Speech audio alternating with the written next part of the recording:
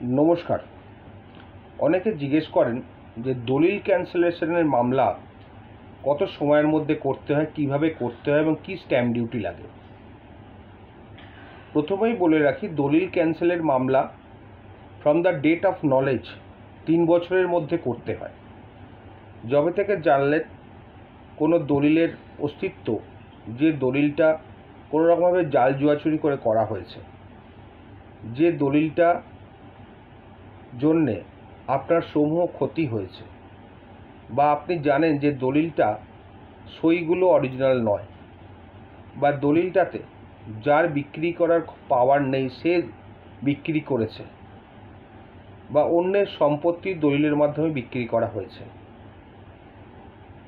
এবং দলিলের মধ্যে ভুল ভর্তি এবং যে ভুলগুলো ইচ্ছাকৃতভাবে করা হয়েছে, সেই সব ক্ষেত্রে দলিল ক্যান্সেলেশনের মামলা করা যেতে পারে।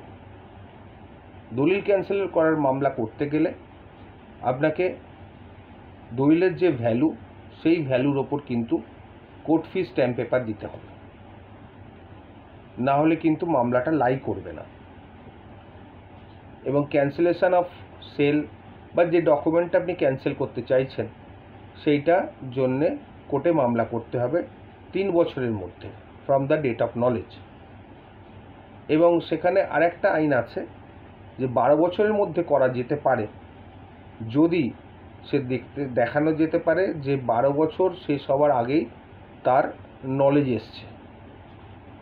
কিন্তু কোনো রকমেই 12 বছর অতিক্রান্ত হয়ে গেলে from the date of registration দলিল ক্যান্সেলের মামলা আর করা যায় না।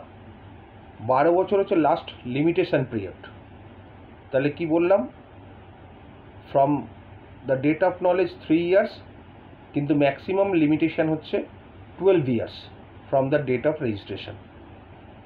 সুতরাং যেটা করতে হবে আপনাদের, যখনই আপনি জানলেন এই সংক্রান্ত দলিল, যে দলিলে আপনার সম্পত্তিকে নিয়ে বিক্রি করে দেওয়া হয়েছে, বা আপনাকে মিসরিপ্রেজেন্টেশন করে আপনাকে বিক্রি করা হয়েছে, বা আপনার সম্পত্তি অন্য কাউকে বিক্রি করে দেওয়া হয়েছে, সেক্ষেত্রে আপনি জানার সঙ্গে সঙ্গে 3 বছরের মধ্যেই আপনাকে ক্যান্সেলেশন অফ সেল বা cancellation of that did file করতে হবে।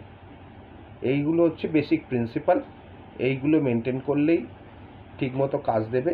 আর কোর্ট ফিস যেটা বললাম, দলিলের যা ভ্যালুয়েশন শো করা আছে তার উপরে কোর্ট ফিস নির্ধারিত হবে। এখন ম্যাক্সিমাম কোর্ট ফিস 50,000, তার উপরে কোর্ট ফিস দিতে হয় না, কারণ এটাই লাস্ট লিমিট 50,000। সে যত কোটি টাকার ভ্যালুই হোক না কেন, কোর্ট ফিস 50,000 ম্যাক্সিমাম। ঠিক আছে।